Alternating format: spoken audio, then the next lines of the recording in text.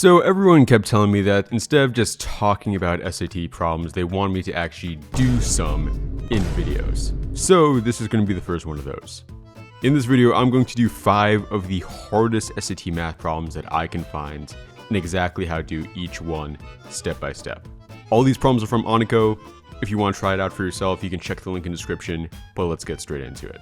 A chemist has 20 liters of a solution that is 30% acid by volume. She plans to add some of a 50% acid solution and some of a 10% acid solution so that the final mixture would be 40 liters of a 35% acid solution. That's a lot of acid. How many liters for the 30% acid solution should the chemist add? So there's just so much stuff going on here, but let's keep track of it by just keeping everything straight. 20 liters, 30% acid. So that's basically 6 liters of acid and 14 liters of non-acid. That's just how math works. She also wants to add 50% of acid solution and also a 10% acid solution. And so the final thing we're going to get to is 40 liters and 35% of it is going to be acid. So you probably will be thinking to yourself now, if you're good at SAT math, we can use a system of equations to show this. Let me just pop out my handy dandy Desmos. So first equation, let's just make it the amount of liters of acid that are being given. So we got 20, and that's 0.3 there. And then we have 0.5 of, let's just call it X for the first solution. And then we have 0.1 of, let's just call it Y for the second one. And so we know that this has to equal, in the end, 40 liters of a 35% acid solution. So we can just say 40 times 0.35. So that's the amount of acid that we have. Then how much just stuff do we have? That can be the other equation that we put. So 20 liters plus X plus Y has to equal 40 in the end. Okay, that works pretty well. And now let's see where they intersect. 15.5. And so how many liters of 50% solution? So that would be X for this one. So I think the answer is going to be 15. Okay, maybe that one wasn't that hard, but what about this one? In right triangle ABC, C is a right angle. The altitude from C to hypotenuse AB meets at D. The altitude CD has length 12 units and the two segments AD and DB differ in length by 7 units. What is the perimeter in units of ABC? This is going to be a pretty long problem, but that's okay. So let's draw this right triangle first of all. Got that. And it says C is the right angle, so C is there. Then it meets this thing at D. So we got D there. And then we have A and B. It says the altitude CD has length 12. And then also the segments AD and DB differ by 7 units. So we don't really know which one is longer, but it honestly doesn't really matter for this one because I mean, they're both basically the same thing. So we can say X and then 7 plus X. And just have it like that. Okay, so what is the perimeter in units of ABC? The thing that immediately jumps out at me is since we have this thing with the altitude, we know that there are essentially 3 different right triangles here, and they're all similar to each other. The first right triangle is the one that's being shown at the bottom here. It has 12 on that side there because that's the altitude, and then 7 plus X as for the bottom thing in the right triangle. Then we have another right triangle, and this one you kind of have to flip your vision a little bit, but essentially it would be like this, and then 12 would be the bottom. So we're basically imagining this kind of thing here, kind of, you know, if you just imagine that. So we put 12 at the bottom, and then we have X on the side here. And then we have one more, which is this really big right triangle, like the entire thing. And that would be having X plus 7 plus X as the hypotenuse there. And then we don't really know anything else about this one yet. So now let's just first of all figure out what X would be, and then based off that, we can figure out what the perimeter of the whole thing would be. So a simple thing we can set up, 7 plus X over 12 must be equal to 12 over X. Now let me just pull out Desmos, and that gives us these 2 lines, but we know it can't be negative, so we just know it has to be essentially, what is this number? Okay, 9. So X has to be equal to 9. So based off of that information, we know that 7 plus 9 will be equal to 16, and then this over here, it would just literally be 9, and then also we know over here 9 plus 9 plus 7 would have to be 25. Okay, we're getting pretty close here. So first let's find out the hypotenuse for one of these smaller ones, because we only have the hypotenuse for the big one. We don't have the hypotenuse for the smaller ones. So to compare these, we need the hypotenuse for one of the smaller ones. So we can use Pythagorean theorem on, let's say, this one. So 12 squared plus 9 squared is going to be equal to C squared. Okay, we put that into Desmos there. The answer for that would be 15. So we know that this has to be number 15, Burger King. Okay, then we go on and we can use this to find the stuff for the big one. So we know that 15 has to be over 25. And then compared to that, 9 over x.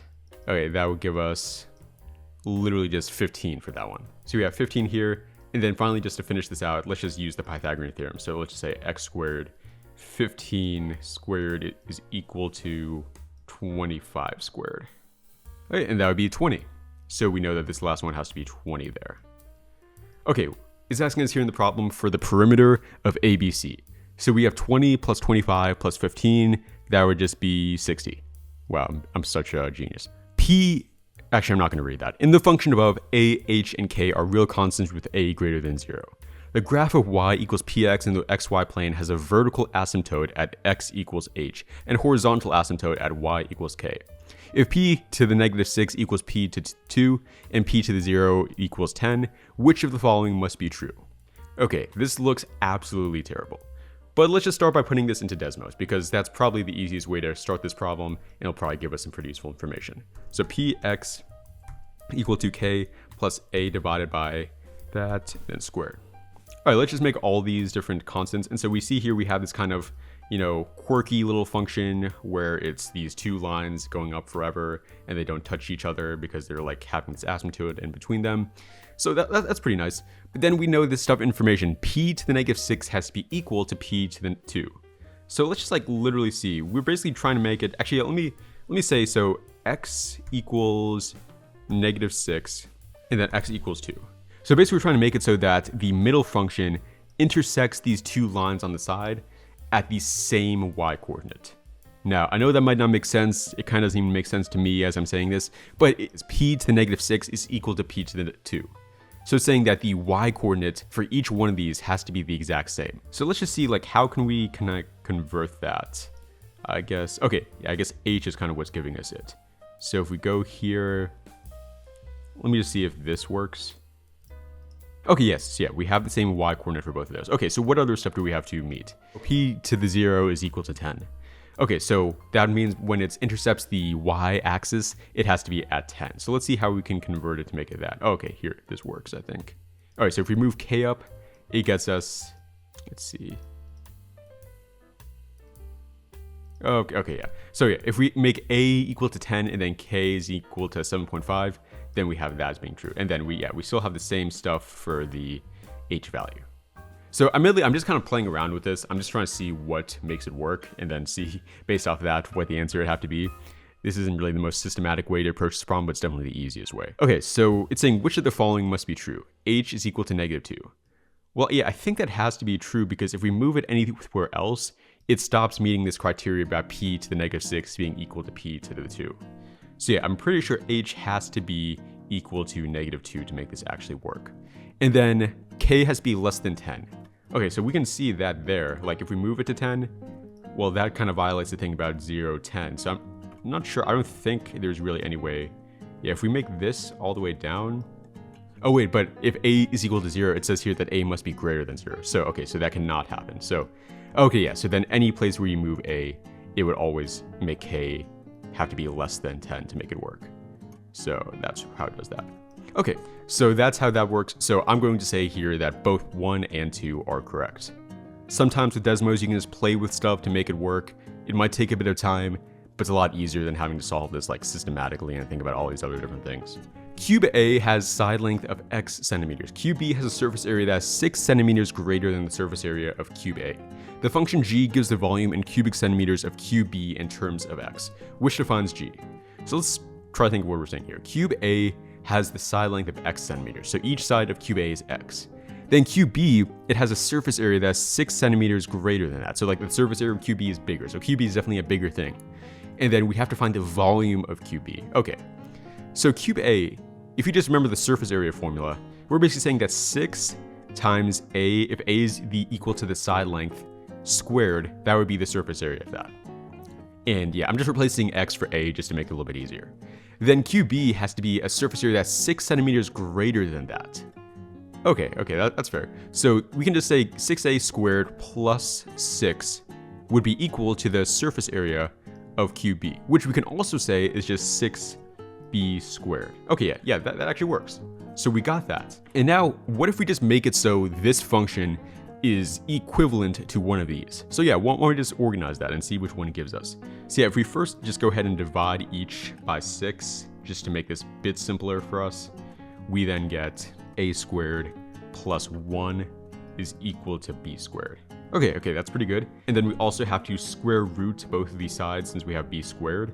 So it gives us b is being equal to a squared plus 1, all under a square root. Okay, but then what are we trying to find? We're trying to find the volume of b. Okay, so this is the formula for a side of b. So to find the volume, we then have to cube this. So I guess what you could say is like, when you're cubing this, if you use exponent rules correctly, you can notice that it's first like a squared plus 1 to the 1/2 power. And then when you cube it, you're essentially multiplying that by 3. So it's now saying a squared plus 1 and all of that to the 3/2 power. And yep, we can see here, yeah, that would be equal to d. Alright, the final problem I have here today, the expression 6x squared plus bx minus 35, where b is a constant, can be rewritten as this, where k and j are integer constants. Which of the following must be an integer? So for this problem, you need to know how to factor this. 6x squared plus bx minus 35. So anybody who knows how to factor would know that essentially what this is saying is that k times j must be equal to negative 35. That's just literally what it is saying.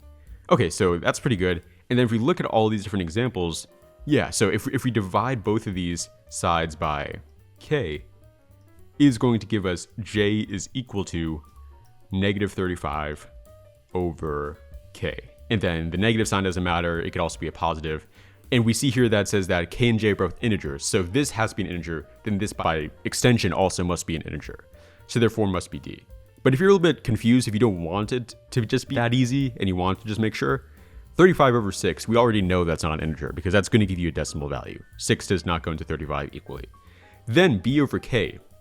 Well, the thing with b is that k plus j must equal b, but it doesn't have anything about multiplying here. So k plus j equals b. b over k, like, we have no idea if this works. Like, if we divide each side by b, all we get is k over b plus j over b is equal to 1.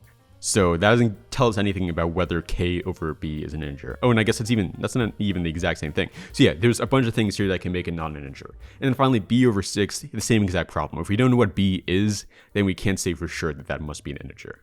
If you're confused about some of the Desmos techniques I used in this video, I have a free Desmos course that goes into depth on every single element of using Desmos on the SAT. You can access it for free in my school community with the link in the description below. I'll see you guys there. Let's ace this next SAT. This at SAT, yeah, it's pretty mean. Trying to judge my whole life off of tests on the screen. One shot, one run, no pause to rewind. If I panic, I'm done.